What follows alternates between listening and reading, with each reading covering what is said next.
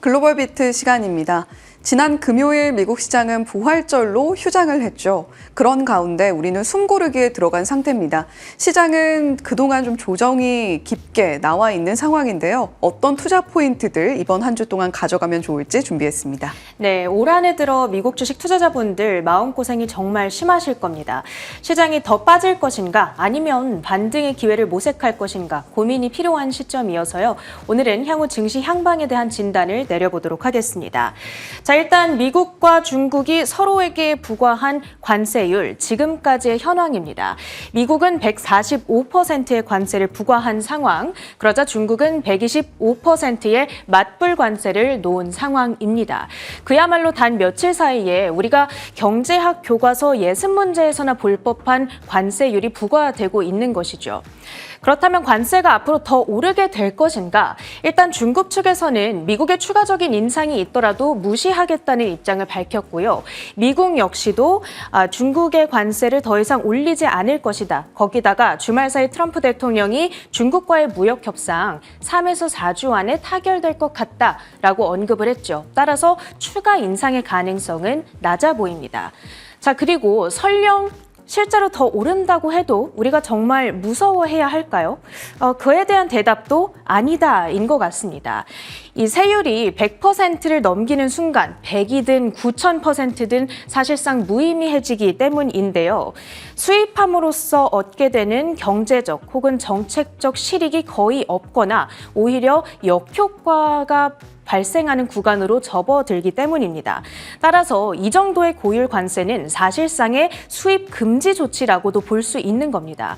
관세라고 하는 것은 애초에 물건을 수입해올 때 세금을 부과하는 것인데 수입 자체가 안 된다라고 하면 세금을 걷는 거가 어려워지는 것이죠. 결과적으로 봤을 때 공급이 줄어들면서 소비자의 피해만 늘어나게 되는 것이고요. 그리고 우회 수입 등의 회피 루트들만 창궐하는 결과를 낳게 됩니다. 따라서 지금의 어마어마한 관세율은 어떤 경제적인 이익을 얻기 위한 도구라기보다는 우리가 이만큼 강하다라는 것을 보여주기 위한 정치적 퍼포먼스로 보는 것이 더 맞겠습니다. 자, 이렇게 관세 이슈는 더 이상 우리가 신경 쓰지 않아도 될 정도로 갈 때까지 갔다라는 이야기인데요. 그렇다면 이제 침체에 대한 이야기를 좀 해보겠습니다. 관세 뉴스에 시장이 이렇게까지 민감했던 이유, 궁극적으로는 침체에 대한 두려움 때문이었습니다. 지금 이 그래프는 침체가 오는 경우, 침체가 오지 않는 경우 이 연준의 금리 인하 사이클에서 S&P 500 지수가 어떤 성과를 보여줬는가 그 케이스들을 비교해주고 있는 차트입니다. 연준이 딱 금리를 내리기 시작했던 순간을 기준선인 0으로 보시면 되겠고요. 침체를 피한 경우는 이쪽에 초록색 선으로 표시가 되어 있는 반면에 침체가 온 경우에는 붉은 선으로 표시가 되어 있습니다. 각각 S&P 500 지수의 수치가 다르다 보니까 이 시작점의 S&P 500을 100포인트로 환산을 해놨다라고 보시면 되겠습니다. 금리를 내리기 시작한 지 6개월 후, 1년 뒤, 그리고 2년 뒤 침체를 성공적으로 피한 경우에는 S&P 500 지수가 2년간 150대까지 랠리를 펼치는 모습을 보실 수가 있고요. 반면에 침체가 현실화한 경우에는 2년 동안 지지부진한 흐름을 보이다가 결국에는 하락으로 거래를 마칩니다. 그리고 여기에서 코로나19라는 특수한 상황을 제외하면 어떨까요? 그때 당시에는 기억을 하시다시피 증시 급락 이후 곧바로 급등이 이어졌던 시점입니다. 그 영향력을 제외해놓고 봤더니 요 하늘색 선, 침체 후 증시 조정의 폭이 더 깊어지더라 75선 아래까지 내려와 있는 모습을 보실 수가 있습니다. 연준이 이번 인하 사이클에서요, 금리를 딱 내리기 시작했던 것은 작년 9월입니다. 그로부터 지금 7개월이 지났고요. 따라서 이번 사이클을 이 그래프에 대입해 보자면 우리는 지금 대략 여기쯤에 와 있다라고 볼 수가 있습니다. 결론적으로 얘기를 했을 때 만약에 지금부터 침체가 현실화된다면 증시가 추가 조정을 받을 가능성이 있겠다라는 것이죠. 그렇다면 지금 전문가들은 침체의 확률을 과연 어느 정도로 보고 있을까요? 월스트리트저널이 분기에 한 번씩 이코노미스트를 대상으로 설문조사를 치릅니다. 마지막으로 이 조사 결과가 나왔던 게 지난 1월이었고요. 이번 4월 결과가 딱 3일 전에 올라왔더라고요. 그래서 그 결과를 봤습니다. 지금 1년 후에 침체가 현실화될 가능성, 컨센서스는 45%대에 형성이 되어 있었습니다. 물론 이 45라는 수치가 지난 1월에 20% 초반보다는 2배 이상 훌쩍 뛰어오른 것이 사실입니다만 여전히 절반의 확률, 그러니까 50%에 못 미친다라는 포인트가 있고요. 그리고 또 한 가지는 지난 2022년과 23년에는 이 수치가 60%를 훌쩍 웃돌기도 했습니다. 하지만 이렇게 높은 침체 베팅에도 불구하고 당시에 침체가 현실화되지 않았던 적이 있습니다. 따라서 결론적으로 얘기를 하자면 물론 월가의 주요 IB들 그리고 이코노미스트들을 중심으로 지금 침체에 대한 전망이 급격하게 높아지고 있는 것은 사실입니다만 침체가 오지 않을 55%의 남은 확률도 우리가 간과해서는 안 된다라는 테이크어웨이가 있겠죠. 지금까지의 이야기를 통해서 우리가 정립한 가설은 침체는 없고 따라서 증시는 오를 가능성이 있다입니다. 이제 투자자로서 우리가 해야 할 일은 현재 구간에서 가장 저평가된 주식을 찾아서 비중을 늘리는 일이 되겠죠. 최근에 톰 리가 이 CNBC와 가진 인터뷰에 이런 내용이 있어서 참고를 해봤습니다. 골자는 증시가 큰 반등이 가능하며 지금은 빅7이 가장 저평가되어 있다라는 메시지였는데요. 단순한 올타임 강세론자가 그저 했던 얘기를 또 한 해 정도의 이야기로 치부하기에는 실제로 M7 주식들이 정말 많이 내려왔잖아요. 그래서 그동안 작년 그리고 재작년의 급등으로 인한 거품 부분, 적어도 그 부분은 다 빠졌다라고 얘기를 해볼 수 있을 것 같습니다. 인터뷰에서 크게 세 가지 포인트에 주목을 했습니다. 관세 전쟁 피크아웃 가능성, 이것이 서두에서 말씀드렸던 부분이고요. 두 번째로는 백악관이 현실을 직시하면서 CEO들의 의견을 반영하고 있다. 예를 들어서 팀 쿡 덕분에 스마트폰 관세가 면제됐다든지 트럼프 대통령은 얼마 전에 제이미 다이먼의 인터뷰를 내가 직접 봤다라는 이야기를 했던 바도 있습니다. 세 번째가 빅7이 워시아웃 상태다라는 이 특이한 표현을 좀 썼습니다. 일반적으로 사용되는 표현은 아닌데 의역을 해보자면 빠질 만큼 빠져서 여기서 더 빠지기는 이제 어렵다. 이 정도의 의미로 보시면 되겠습니다. 그럼 객관적으로 밸류에이션 수치가 지금 어느 정도인지도 한번 확인을 해보시죠. 어제 팩트셋에 들어가서 캡처해온 그래프입니다. 현재 S&P 500의 12개월 선행 PER이 18배 수준까지 내려왔더라고요. 이것이 이 녹색으로 표시되어 있는 5년 평균인 19.9도 크게 밑돌고 있고요. 그리고 이 남색으로 표시되어 있는 10년 평균 18.3도 뚫고 내려온 수준이 되겠습니다. 따라서 이제 더 이상 미국 주식이 고평가되어 있다, 버블이다라고 얘기하기에는 굉장히 어려운 수준까지 된 것이고요. 그 밸류에이션 하락을 주도했던 것은 빅테크 주들이었습니다. 고점 대비 하락률을 하나씩 계산해서 기입을 해놨습니다. 마이크로소프트와 애플, 알파벳이 20%대의 하락이었고요. 아마존과 메타, 엔비디아가 30% 안팎의 급락, 테슬라는 정확히 반토막이 나 있는 상황을 확인하실 수가 있습니다. 물론 지금이 바닥인가 그 여부는 우리가 알 수 없지만 이 정도 빠졌으면 조금씩 분할 매수를 진입하기에 매력도가 충분히 있지 않냐라는 진단인 것이죠.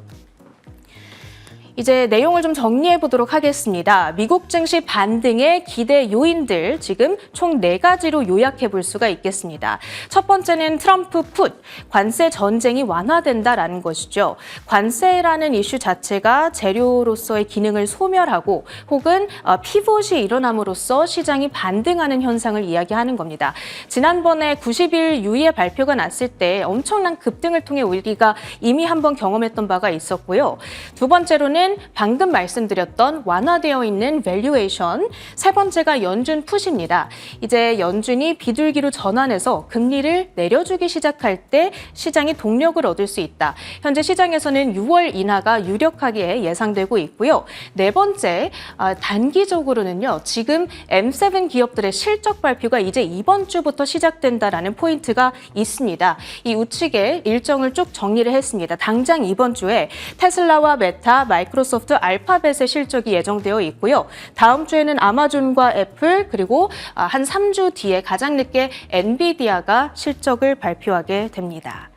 자, 이 중에서도 가장 빠르게 실적을 전하게 될 테슬라, 그리고 가장 급락을 많이 했던 M7 종목이기도 하죠. 지금 이 주가 반등의 촉매제들을 좀 정리를 해봤습니다. 첫 번째로는 CEO 리스크 완화, 투자자들이 그토록 바라던 머스크의 본업 회기가 얼마 남지 않았다라는 것이고요. 로보택시 런칭도 이제 진짜 얼마 남지 않았습니다. 지금이 4월인데 6월부터 텍사스 오스틴 등 주요 도시들을 중심으로 서비스가 시작이 되죠. 이때부터 사용자들의 리뷰, 월가 IB들의 목표가 상향이 들어온다면 하반기 반등 기대해 볼 수 있지 않겠냐라는 것이고요. 그리고 얼마 전에 지난달이었죠. 모델 Y 주니퍼 릴리스가 있었는데 이 새로운 모델에 대한 수치가 실적에 찍히기 시작한다라는 것. 그리고 여러분 이거 알고 계셨는지 모르겠습니다. 테슬라의 주가가 특유의 상저하고 패턴이 있더라고요. 2020년부터 작년까지의 연간 주가 그래프를 쭉 표시를 해놓은 건데요. 보시면 2022년 딱 한 해를 제외하고는 전부 다 상저하고의 패턴을 그리고 있습니다. 올해에도 상저를 일단 그렸으니까 하고의 패턴을 반복할 수 있을지 지켜보셔야겠습니다. 자, 올해 상반기 테슬라 주주분들을 포함해서 미국 주식 투자자분들께 정말 힘든 시기였을 겁니다. 하지만 지금 팔면 후회할 것 같다라는 느낌을 지우기가 어려운 요즘이어서요. 이를 뒷받침하는 요인들을 좀 정리를 해봤습니다. 수익률이 흔들리면 멘탈과 마음도 흔들리는 법인데 객관적인 투자 판단을 내리심에 있어 오늘 내용이 도움이 되길 바랍니다. 지금부터는 외신 소식들 정리해드립니다. 네, 주말 사이에 들려왔던 매크로 한판부터 시작을 해보겠습니다. CNBC에서 여론조사를 진행을 했는데요. 트럼프 대통령의 경제 분야 지지율이 재임 중에 최저치까지 내려왔다라는 소식입니다. 앞서서 체린 앵커가 미 증시의 반등 요인 중에 하나로 꼽았던 트럼프 풋의 가능성을 높여줄 수 있다라는 요인으로도 작용할 수 있겠죠. 자, 그리고 이번 주에 한미 관세 협상이 본격적으로 돌입을 하죠. 미국과 2+2 통상협의회 진행을 들어간다라고 하는데 지금 일본도 만났고 이탈리아도 만났고 여러 가지 국가들을 만나고 있습니다만 뚜렷한 성과는 나타내지 못하고 있는 트럼프 대통령의 관세 협상 소식입니다. 한국은 여기서 얻어갈 부분들을 확실하게 챙겨갈 수 있을지 한번 주목해 보시죠. 자, 그리고 데일리 총재 발언 내놨습니다. 샌프란시스코 연은의 총재죠. 예상보다 긴축을 오래 유지할 수도 있다라는 코멘트였습니다. 연준 풋의 기대감을 또 한 번 끌어내리는 듯한 발언이었는데 연준은 계속해서 신중론을 유지하겠다라는 입장을 고수하고 있는 모양새고요. 그러한 가운데에서 트럼프 대통령과 파월 의장 간의 팽팽한 긴장감도 이번 주에 계속 이어질지 지켜보시죠. JP모건에서 S&P 500의 전망치를 또 한 번 낮춰 잡았습니다. 5,200포인트 이야기하고 있는데 반면에 웨스파고라던가 일부 IB들의 경우에는 7,000포인트 선을 그래도 유지한다라는 입장도 함께 내놨거든요. 물론 S&P 500 지수의 향후 전망치를 하향 조정한 IB들이 조금 더 많았다라는 점은 함께 주목을 해보셔야 되겠습니다. 자, 그리고 이번 주 S&P 500에 상장된 120개 기업들이 실적 발표 예정되어 있습니다. 지금 현재까지는 한 12%가량의 기업들이 실적 발표를 내놓은 상황인데 시장의 전반적인 기대치를 하회하고 있다라는 분석이거든요. 또 특히 앞서서 체린 앵커가 전해준 대로 주요 기업들의 실적 발표들이 이어지기 때문에 어떠한 전망치가 나오는가, 경제에 대한 전망은 어떻게 하고 있는가 등을 좀 주의 깊게 보셔야 되겠습니다. 테슬라, 알파벳 같은 기업들의 실적 발표 예정되어 있습니다. 첫 번째 헤드라인 바로 살펴보시죠. 2021년 미국 투자 챔피언십에서 연수익률 334.8%로 100만 달러 이상 주식 부문 1위를 차지하며 40년 이상 거래 이력을 쌓아온 월스트리트 베테랑 투자자 마크 미네르비니가 이제 차세대 아마존을 찾기 시작할 때라고 말했습니다. 미네르비니는 최근 매그니피센트 7 종목의 아웃퍼폼 사례가 역사적으로 이례적이었다며 1960년대와 1970년대 시장을 주도했던 50개 대형주 그룹 니프티 피프티의 사례를 상기하며 새로운 기술주를 발굴해야 할 때라고 전했습니다. 그렇다면 니프티 피프티의 흐름을 좀 저희가 다시 한번 짚어볼 필요가 있겠죠. 당시에 시장의 상승을 이끌었던 50개 기업을 니프티 피프티 기업이다 이렇게 이야기를 합니다. 그런데 조정이 나왔던 당시의 흐름을 지켜보면 1972년부터 1974년까지 이렇게 주가가 폭락하는 모습을 보여줬습니다. 매그니피센트 7 종목들의 흐름과 좀 비견해서 이 흐름들을 우리가 다시 한번 상기해 볼 필요가 있지 않겠느냐라고 이야기를 하고 있는 건데요. 물론 이때 당시에 니프티 피프티 안에 있었던 종목들은 50개 기업으로 상당히 좀 많기는 합니다.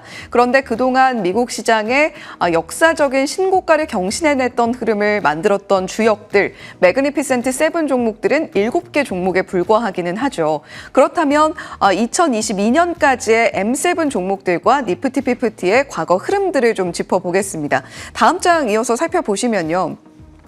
1970년 이후에 좀 깊은 조정이 나왔고 다시 상승 흐름을 보여줬던 니프티 피프티 그룹의 종목들입니다. 그런데 나스닥 100에 상장된 종목들 약간 비슷한 추세를 그려나가고 있는 모습이었죠.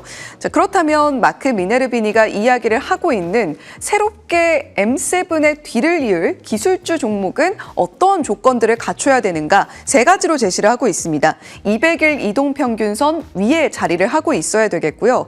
그리고 그 부근에서 상승 추세가 분명히 보여야 된다. 그리고 52주 최고가를 경신하고 있거나 그 부근에 위치하고 있는 이 세 가지 조건에 모두 충족하는 기업 안에 우리가 M7의 뒤를 이을 주역의 종목들을 새롭게 발굴할 수 있지 않겠느냐 이런 이야기를 하고 있습니다.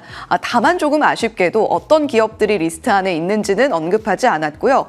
우리가 정말 모르는 완전히 새로운 기업이 될 수도 있다라는 코멘트를 남기기도 했습니다. 자, 다음 장 이어서 살펴보시면 미네르비니가 제시하고 있는 세 가지 기준 외에도 뱅크 오브 아메리카 지금 현재 실적 시즌 안에서 우리가 어떤 부분에 실적에 방점을 찍고 지켜봐야 하는가 이런 부분들 제시하고 있습니다. 2022년 2월 이후 전반적인 미국의 경제 지표들은 약화 흐름을 이어가고 있다라고 이야기를 하고 있는 뱅크 오브 아메리카고요.